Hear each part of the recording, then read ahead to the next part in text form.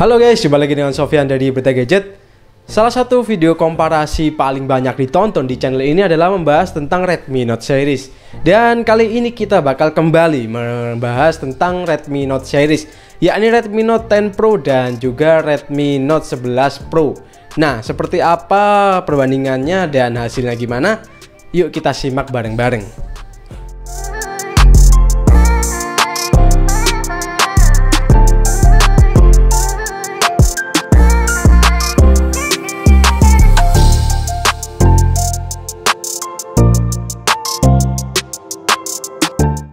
Sebelum ke hasilnya, yuk kita cari tahu dulu gimana spesifikasi dan harganya saat ini. Pertama, buat spesifikasinya, Redmi Note 10 Pro hadir dengan SoC 8 nanometer, yakni Snapdragon 732G. Sementara Redmi Note 11 Pro hadir dengan SoC 12 nanometer, yakni MediaTek Helio G96. Untuk konfigurasi kameranya, kedua smartphone ini sama-sama bawa lensa utama 108 megapiksel. Di Redmi Note 10 Pro, lensa 108 megapiksel ini dipadu dengan 8 megapiksel ultrawide, 5 megapiksel telemakro, dan 2 megapiksel depth sensor. Sementara di Redmi Note 11 Pro, lensa 108 megapiksel juga ditemani 3 kamera lainnya, yakni 8 megapiksel ultrawide, 2 megapiksel makro, dan 2 megapiksel depth sensor. Di depan keduanya sama-sama bawa lensa 16 megapiksel. Untuk harganya, di website resminya Redmi Note 10 Pro dibanderol mulai 3,399 juta. Sementara Redmi Note 11 Pro dibanderol mulai 3,449 juta. Selisihnya cuma sekitar 50.000. Dikit banget kan? Sementara untuk harga pasarannya, Redmi Note 10 Pro dihargai mulai 3,3 jutaan dan Redmi Note 11 Pro dibanderol mulai 3,4 jutaan. Jadi keduanya ini nggak beda jauh untuk harga pasaran maupun harga resminya. Oke, selesai bahas spek dan harga, yuk kita move ke hasilnya. Foto pertama terlihat hasil keduanya cukup mirip, namun ada sedikit beda di mana Redmi Note 11 Pro sedikit lebih terang, sedangkan Redmi Note 10 Pro lebih saturated. Di foto berikutnya justru hasilnya malah berkebalikan, di mana Redmi Note 11 Pro kali ini lebih saturated, sementara Redmi Note 10 Pro lebih rendah saturasi dan detailnya juga agak kurang. Masuk ke foto selanjutnya, hasil yang berimbang kembali terlihat. Redmi Note 10 Pro sedikit lebih warm untuk white balance-nya, sedangkan Redmi Note 11 Pro lebih cool. Soal detail pas saya zoom, 11 Pro sedikit lebih unggul ya daripada 10 Pro. Ketika HDR kami nyalakan, dynamic range 11 Pro terlihat lebih baik ya sekilas. Tapi sebenarnya kalau di zoom itu ada penurunan detail yang terjadi. Detailnya itu nggak sebaik mode auto. Justru di sini 10 Pro lebih bisa menjaga detail, walau area langitnya nggak seluas 11 Pro ya untuk dynamic range-nya. Overall untuk dynamic range lebih luas di 11 Pro, namun detail lebih baik di 10 Pro.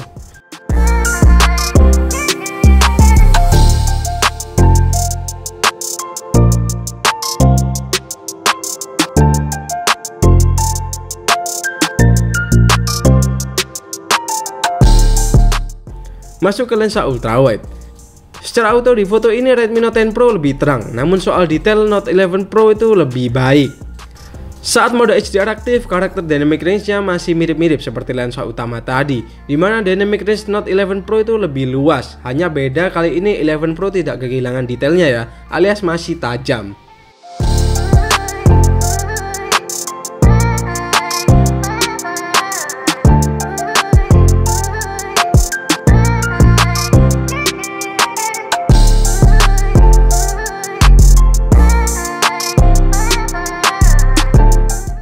Beralih ke mode portrait. Terlihat di sini ada perbedaan bokeh ya, tapi ini tenang aja bisa disetting kok. Kita fokus saja ke skin tone-nya. Soal skin tone, Note 10 Pro lebih saturated daripada 11 Pro. Soal ini selera aja sih. Tapi beda lagi kalau ngomongin detail.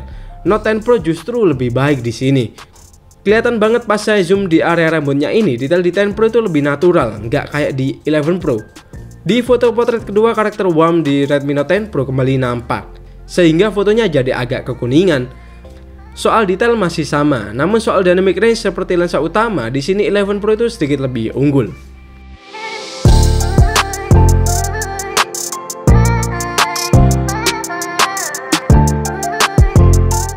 Buat urusan foto makro ada penurunannya dari 5 megapiksel di 10 Pro ke 2 megapiksel di 11 Pro. Selain itu jenis lensa yang dipakai juga beda. Kalau di 10 Pro itu telemakro, kalau di 11 Pro itu makro biasa aja. Sehingga kelihatan jelas kalau emang lebih bagus di 10 Pro.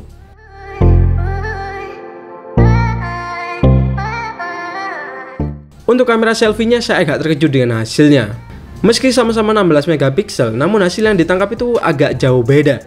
Hasil Redmi Note 11 Pro cenderung lebih gelap dan detailnya itu kerasa kurang.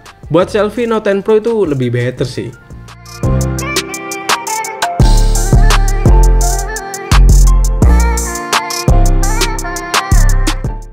Beralih ke low light.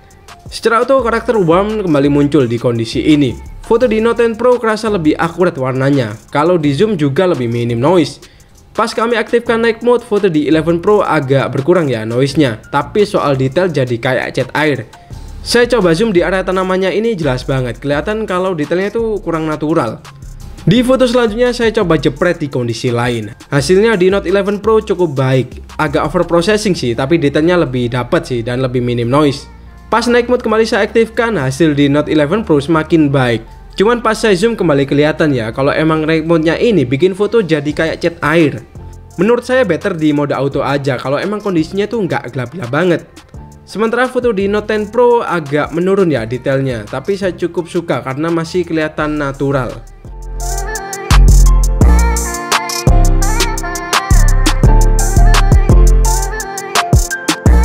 Untuk ultrawide malam hari secara auto kembali terlihat white balance yang sama seperti lensa utamanya. Soal detail Redmi Note 11 Pro sedikit lebih unggul di sini. Keunggulan lain yang dimiliki lensa ultrawide Redmi Note 11 Pro adalah adanya night mode. Sedangkan Note 10 Pro itu nggak ada. Menurut saya ultrawide di Note 11 Pro ini lebih unggul. Hanya soal warna saja agak kurang akurat di white balance-nya.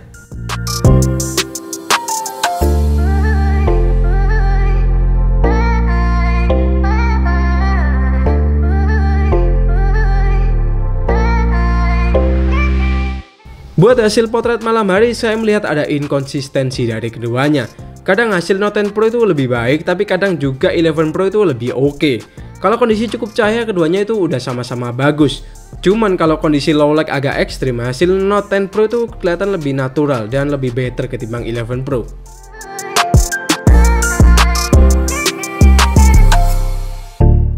Untuk lensa makro nggak perlu dibahas lagi ya sepertinya, karena emang lensa ini kualitasnya udah beda jauh. Bagus di Redmi Note 10 Pro daripada di 11 Pro.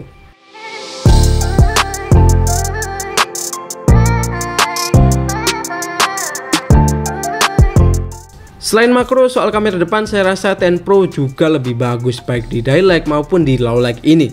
Skin tone-nya masih kejaga akurat dan detailnya pun tetap terjaga juga.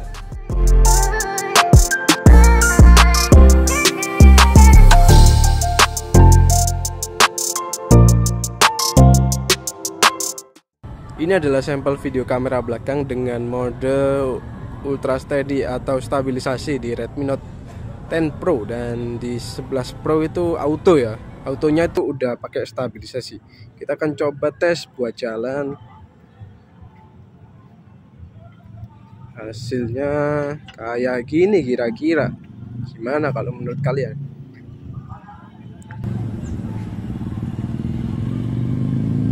Ini sore hari ya. Cahaya matahari berlimpah dan dynamic range-nya gimana, silakan kalian nilai sendiri. Kita akan coba tes lagi.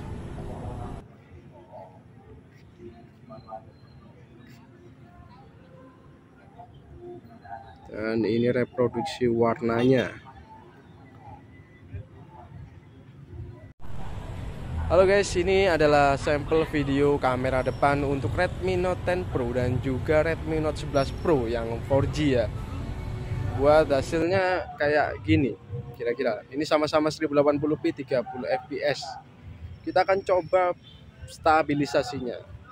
Oke.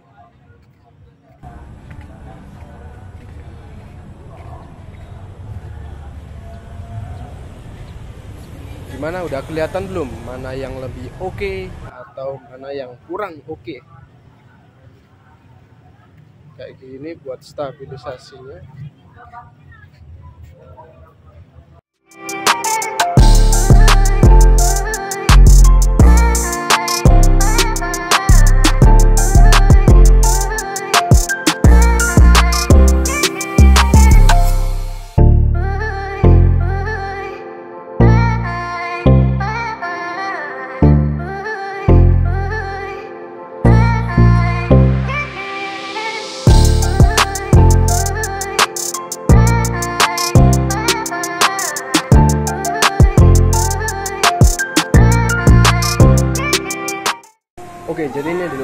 video kamera depan dari Redmi Note 11 Pro dan juga Redmi Note 10 Pro.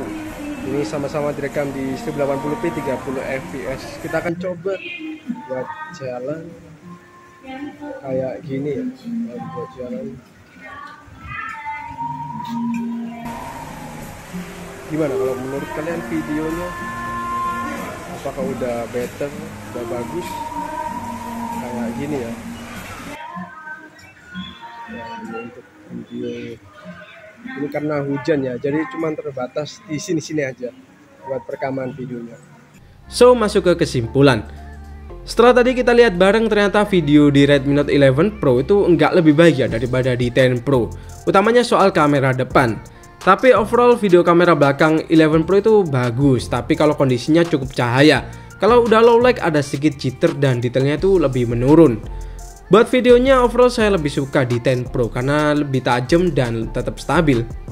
Untuk fotonya Redmi Note 10 Pro unggul mutlak di dua sektor ini, yakni makro dan juga selfie. Soal lain, hasil kameranya masih bisa bersaing. Untuk keunggulan yang cukup signifikan di 11 Pro ada di lensa ultrawide-nya yang udah bisa night mode dan juga HDR-nya itu lebih baik. So, kesimpulan saya kamera Redmi Note 11 Pro ini kerasa kurang ada upgrade ya, bahkan ada downgrade di beberapa sektor.